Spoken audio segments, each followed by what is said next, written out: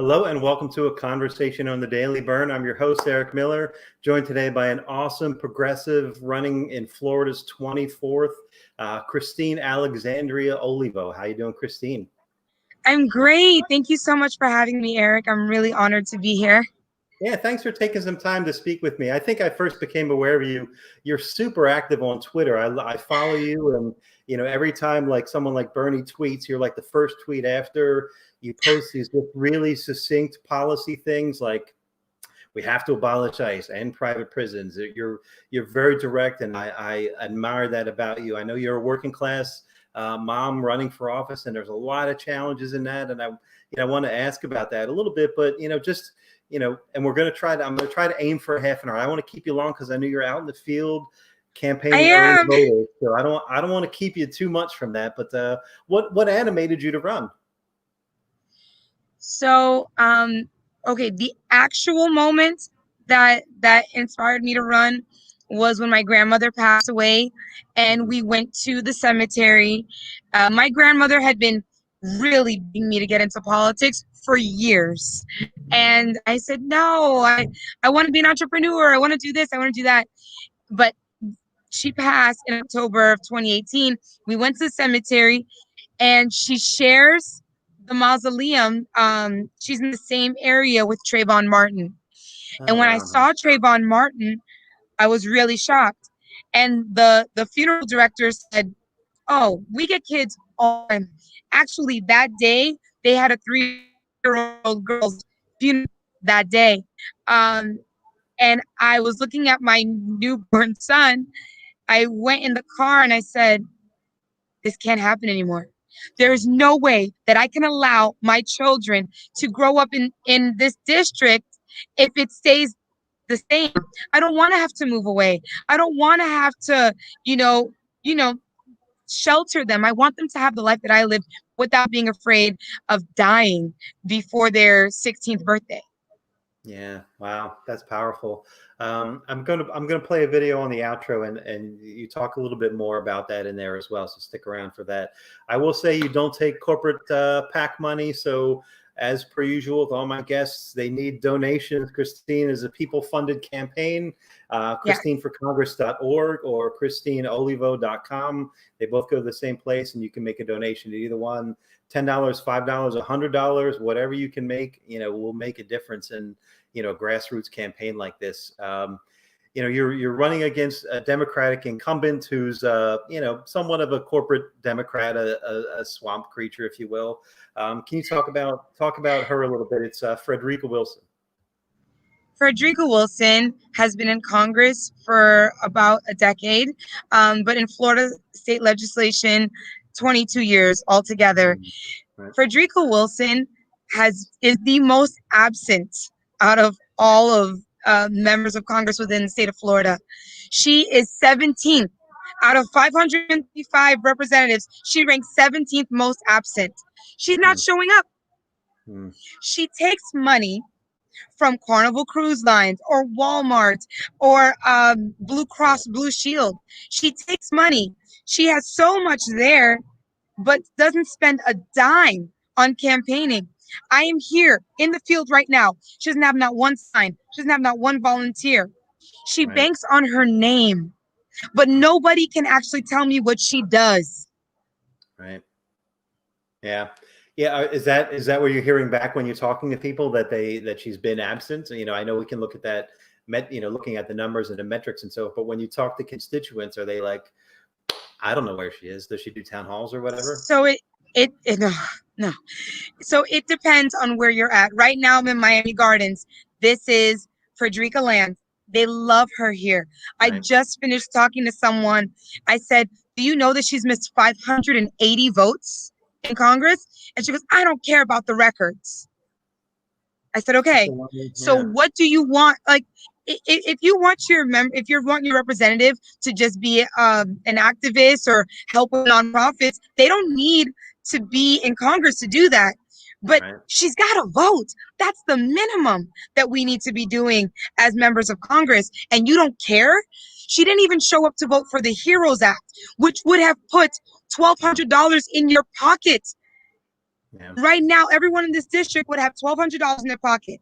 She didn't vote for it. It's not like, it baffles my mind how people are just so blind to what is really going on. And we have, and I don't want to talk about Democrats, Republicans, but let's just be honest. These established Democrats that are just really in bed with big corporations. It's not about the people. And yet, for some reason, the people think, oh, they love us. No, they make money off of keeping you in poverty. They Right. get so much money from government funding, and they do not disperse it to the people. So Yeah. that is basically, that's what I'm dealing with. But I do have a group of people in other precincts that feel abandoned. They don't know who she is. She has abandoned them completely. And those are the people that I'm holding on to. Yeah, right on. Yeah, you have a people-centered message. So your policies, you full-throated support Medicare for all, Green New Deal, ending Yes. private prisons, ending cash bail, living wage, basically you check all the boxes for progressive policies. And it's funny how that always happens when someone doesn't take corporate PAC money, right? You're always on the right side of issues, right? What a coincidence, Yes. I want to Bernie share. said, oh, Yeah. sorry. No, Well, please go. Bernie said that big problems need big solutions. All of these little mediocre solutions are not going to get us the results that we need. We need big solutions, and we cannot be afraid of it. But you know why a lot of our politicians are afraid of the big solutions? Because we have the private healthcare industry funding their campaigns. Of course. Yeah, We they're have the paid oil to. industry funding their campaigns. They're funding their campaigns. So they don't want big solutions. They want to keep the big money. Absolutely. Yeah, they're paid to obstruct, right? I want to pull up your district, right? So it's Florida 24, which is kind of like Yes. north of Miami, I guess. Just take a minute or two and brag on your district. What's great about Florida 24? You born and raised there? Yes. So what I love about, yes, born and raised, I was born and raised in a little town called El Portal, a village called El Portal. But what I love is the diversity. You have Haitians, which I'm Haitian. You have Jamaicans. You have Puerto Ricans, Dominicans. I mean, we are a melting pot, and it's amazing. What else? The other thing that I love is that there's so many youth. I mean, I used to be a youth director at a local church in North Miami for 6 years. There's so many youth, and they're ready to be engaged. They just need opportunities. So I also love that it's up and coming, even though obviously everybody knows about Miami, but you drive down the street and you see that there's new places being built, and new creative spaces being brought into the city. So I love the district. It's so diverse. Awesome. Awesome. And since I'm here, let me just pull up your website again, ChristineOlivo.com. Make a donation here. All of your issues are sort of outlined here. And, some of them you just have just bullet lists, right? Yes. Which is clear and direct and just awesome. And your Twitter is also fun to follow. I was enjoying you singing Destiny's Child Survivor a few minutes ago. So go follow Christine on Twitter, because she's a lot of fun to follow. And, like, I don't want to make just kind of a cheesy joke about it, right? But, you are, again, you're a working mom, right? You don't have a party backing. So you are out there just working your ass off and plugging away, right?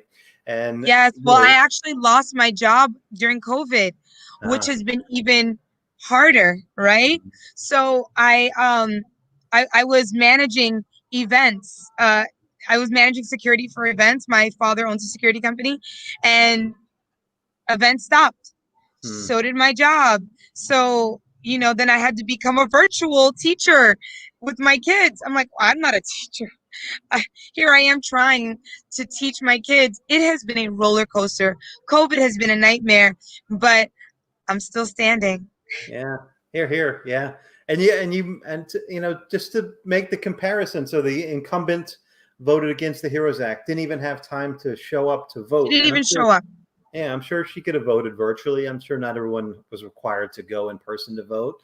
Yeah, how could you vote absent, or just not no show on such a critical piece of legislation versus Christine rather, who's fighting the fight and feeling the pain of COVID, right? I mean, Yes. that's you couldn't have a clearer contrast. So let me ask you just a policy thing or two, right? So, I think gun reform was one of the first things that you mentioned. You mentioned Trayvon Martin. That Yes. seems to be something that you're personally passionate about. Can you talk about, where you would stand on common sense gun reform? So I know when I say that, everyone thinks that I'm attacking their Second Amendment rights. I want to make it very clear. I have my concealed weapons license. I own guns, and I say that with an S, right? So we keep our house protected. I want to keep the Second Amendment right protected. However, there are people that are buying guns off the streets, person to person sales without getting a background check. You're buying them at gun shows, not waiting for your background check to come in. Universal background checks are critical.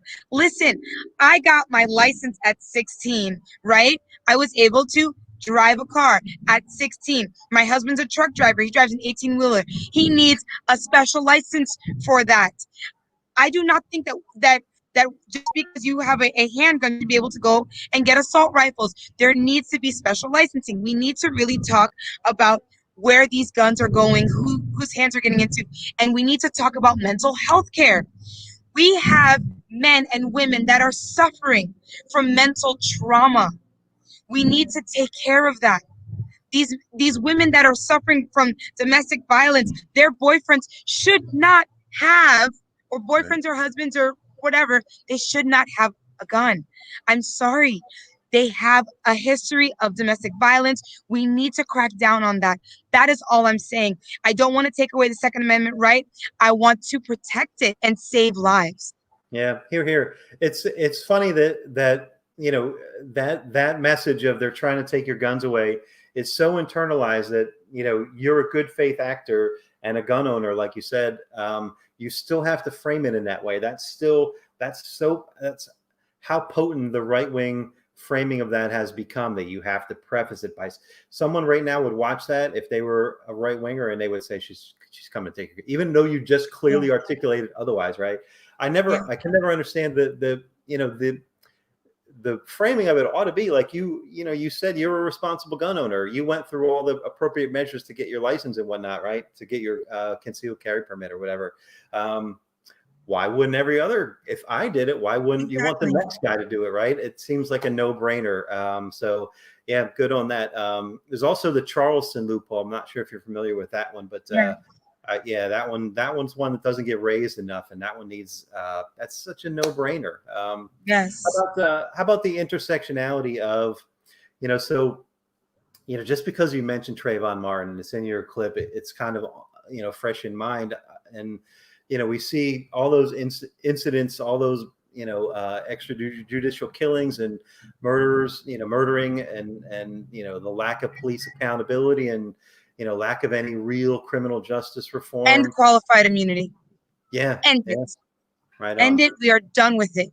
Just because you are a police officer, and I love my police officers. I have so many family and friends that are officers, so I have to be very careful when I say this. But just because you're a police officer does not give you the right to just kill whoever just because.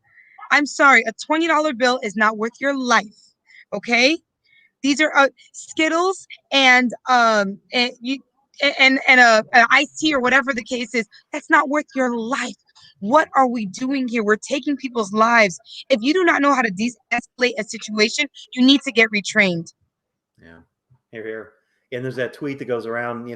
Police aren't supposed to murder guilty people either, even if you were Yeah, guilty of that $20 or exactly. whatever, right? Yeah, yep, exactly. How about so you mentioned your sons, and I'm sure that gives you a perspective that I don't have, right? So what would you do in the House if you had the ability, like if you get elected and you're on the floor, what would you fight for? There's so many. This racism is so systemic. Like, where do you even start? I know. I think the first place to start is with the people. because that we can help, right? So fighting for things like universal basic income, fighting for things like raising the minimum wage, fighting for things like universal mental health care and health care. These things are going to help the African American community directly. I'm not saying that that's going to end racism. That's going to bring up their morale, getting affordable housing. See, we can now take care of the African American community, bring them to a place where now they don't we're not out there feeling like we have to work 3 jobs and we're not home with our kids being raised in the streets, and then things are happening in the streets, and then the police. I'm telling you, it's a ripple effect. Yeah. So if we can take care of the person, right, then all of these other things, the police won't have reasons to, they'll have less of a reason to be called out because we're taking care of our people. That's number one. Number two, yes, we need police reform, and we need to talk about it, and we need to take it seriously, and it needs to happen. There is no reason why for 60 some years we are still having the same conversations about police brutality, about systemic racism, about racial profiling. There's no reason for it. It needs to stop right now. And honestly, we need to diversify the police force. Our officers should look like the community that they serve. Love it. So, Yeah. I mean, you asked me a loaded question because it's like there's so many areas, but it starts with the people, and then it trickles down. Yeah, God, I love that answer. That was Bernie's response a lot of times on the last 2 presidential cycles, because it's people centered, right? So it elevates, it, like you said, it's not going to cure racism, but it can narrow the gaps of disproportionality on wages and so forth, right? So UBI would benefit sort of the lower income people, and Medicare for all benefits people that don't have coverage, all that stuff. It sort of makes an equal, it's less difficult for those struggling, right? It gives them a bit of a safety net. Exactly. So, well, I love that answer. How about the coast of Florida? I imagine climate change, you're seeing effects of that, and I imagine it affects tourism and so forth in your district. Not just tourism, there's climate gentrification. So because the tides are rising, we have king tides in lovely Miami Beach. Now investors are moving inwards into Liberty City, into Little Haiti. So now they see, okay, they're at a good sea level. So, and it's still close enough to the water. So what they're doing is they are selling, their buildings, their houses. They're literally pushing the residents out, pushing the business owners out, rebuilding and raising the rent, putting in businesses that don't reflect the community. I'm saying that very carefully. Understood. Yeah, understood. Yes. So like this morning, I was driving through the precincts. I was driving from precinct to precinct because it's early voting. And I go down a neighborhood that I grew up in. I used to get my hair done there. I used to order my Haitian patties there. I would buy clothes there. All of that now, it is a bar and lounge. They turned that whole area into a really nice, chic bar and lounge. Right. Where are the businesses that used to be there? Right. So we have a serious problem. Climate change is affecting, especially District 24, because developers are looking to take your property. Right. Yeah, I imagine a front line like that too. There's probably there should be investment in resiliency, right? Yes. Can you talk about one of the things about the Green New Deal that it gets demonized, right? And incorrectly. And one of the things is it's a jobs program, right? It's an infrastructure's jobs program. Can you talk about how that would look in the 24th? Well, I don't know if you know, there is a time clock in Times Square that is counting down the days until climate change is irreversible. Right now, the time clock is at 7 years. So what the Green New Deal says, it is time to be bold. Hi. Oh, that's good. I'm in an interview. You might as well say hi. I've got volunteers. Thank you. Welcome to my world. Love it. So what a Green New Deal is saying, listen, we're going to go in and we're going to go hard. We're going to get rid of fossil fuels. We are going to focus on renewable energy and we're going to do it drastically. But in the process, it's going to create thousands of jobs. And that brings in the federal jobs guarantee. Yeah. So now we're working towards making sure that anyone can have a job if they want it. We are not just saving our planet, we are saving our people. Those that are homeless, those that are that have been out of work, they will have it now. We need renewable energy. Let me tell you something. We have done so much damage to Mother Nature. We need to act fast and be drastic and be bold. And when Biden stood up there in the last debate, not the most recent one, the one before, and he said he doesn't support the Green New Deal, Yeah. it hurt. Yeah. It hurts so bad because, you know, obviously we want Trump out. Trump has no desire to even acknowledge that climate change is a crisis. But we need someone that is willing to not just acknowledge that we have a climate change crisis, but that is willing to take bold action and at least be open to listening to that bold action. So for you to just shut it down, it hurts. So I'm fighting for a Green New Deal. I think that we need it and we need it now because in 7 years, my boys, Yeah. my boys may not have a planet. Yeah. Yeah, well said. You know, it's going back to, since you mentioned his name, going back to what you said, we're still fighting the same fight on, police accountability. We're almost 4 years in, and on that 60 Minutes interview, they still ask, like, do you think Trump's a racist? 4 effing years in, they're still asking, do you think he's like, let's move on. Of course he's a racist, right? Like Of course he is. I forget. I think maybe they asked that of Kamala Harris. I was like, are you kidding me? 4 years in, you're still asking that question? It's insane. But you know what? It frustrates me that people focus so much on Trump. Sorry for the loud noise. It gets really crazy here. No worries. Okay. Um, people focus so much on Trump, right? But we are ignoring the problems. Trump obviously is a problem, but we cannot focus on him. We cannot bring attention to him. We need to bring attention to the issues like climate change, to the issues like police brutality, like just like homelessness. We need to bring issues. I want to see on the news talking to the reporters talking to working class people or those that are losing their jobs or those that are losing loved ones. Stop talking about Trump. He's not going to get it done. We're going to get it done. We need to fight for these policies ourselves. We have been abandoned. We are like a fatherless country. So what do? Do we sit around and cry about it? No. And stop talking about him. Let's talk about change. Let's rally together and let's push for these policies ourselves. Because you know what? If we got together and said, no, we all demand a Green New Deal, they would have no choice but to adhere to our demands if they wanted our votes. We have the most powerful tool. We have a vote. And if we only held on to it, they would meet our demands. Here, here. Yeah. So again, I'm going to say ChristineOlivo.com.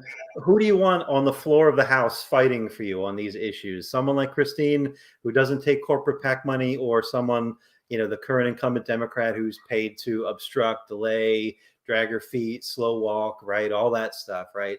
Christine, I mean, there's no chance you're going to get into the House and then start taking big checks from BP or ExxonMobil or, like this. This is an authentic person advocating for policy that would benefit the people, and you see it in her passion. So, ChristineOlivo.com. Godspeed. I can't wait to see what you do in the House. Any other policy things that you want to hit on? I know you're out doing early voting and stuff, so I don't want to keep you too long because you got to go out there and press the flesh, if you will, but safely. You got a socially distanced campaign. But what do you want? What else? Anything else you want to hit on? Well, there is a policy position that I don't even talk about, but I want to talk about now because I'm seeing it right now. Voter suppression. We need to protect our votes. I need everyone to understand. They blocked the parking lot today at one of the precincts. They blocked the parking lot. And we had to call the news, literally we called the Biden campaign, we called everyone. We said they're trying to stop people from parking. If you can't park, how can you go and vote? Yeah. We have to understand that voter suppression is real. And it's not that I haven't been passionate about it before, but I don't talk about it. But now that I'm seeing it and witnessing it and experiencing it firsthand, I just want to share it to everybody. Go out, go vote, and go vote early. If you're going to mail in your ballot, you need to mail it in now. And if you have not mailed it in by today, drive it in and drop it off. Do not let your guard down with your votes, please. Yeah, well said. And there's a lot of programs for poll monitoring and so forth.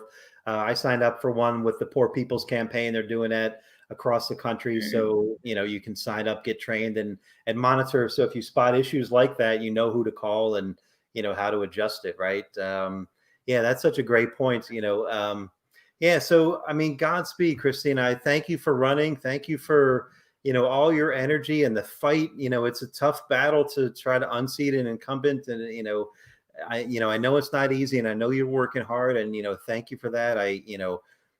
Good luck on November 3rd. I'm going to make a cheesy joke, right? So Christine Alexandria Olivo, I can't wait to see CAO on the floor with AOC fighting this fight, right? I can't be the first one that made that dumb joke, right? Actually, yesterday a volunteer said, "How come you didn't use your initials?" Because on my cards, I don't know if you can see it, but on my cards it's just the CO. Right? And they're like, "You should have said CAO with AOC." And I said, "No." But yeah, I didn't want to bite off of her, Yeah, but I mean, how amazing! Like we would be blessed to have you in the House fighting the fight. So. There's a lot of progressive candidates running around the country for a lot of seats. Check out all the interviews I'm doing. Go donate where you can. ChristineOlivo.com, ChristineForCongress.org kind of takes you to the same place.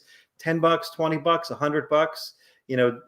Races like Jamie Harrison, they don't need any more money, right? Sarah Gidding doesn't need any. Amy McGrath doesn't need any more money. Christine could use like your $20, your $40. It will go a long, long way on these more local races. So ChristineOlivo.com. I'll let you get back to campaigning. Thanks for taking some time with me. I'm going to play your ad on the way out. Any closing thought from you, Christine? I just want to say that if you feel the need to make a change in your community, do it. Don't let anyone tell you that you can't. Don't let anyone say that just because you're a mom or you're just a regular person that you don't deserve to run for office, or maybe you don't have any political experience. You are the best person to run because all these politicians are in bed with corporations. We don't need them anymore. We need everyday people fighting for everyday people. So if you want to run, do it. I support you. I've got your back. And I hope that on November 3rd, you'll have mine. Thank you. Right on. Thank you. ChristineOlivo.com. Good luck on November 3rd. Thanks. Bye. Thank you. This is District 24.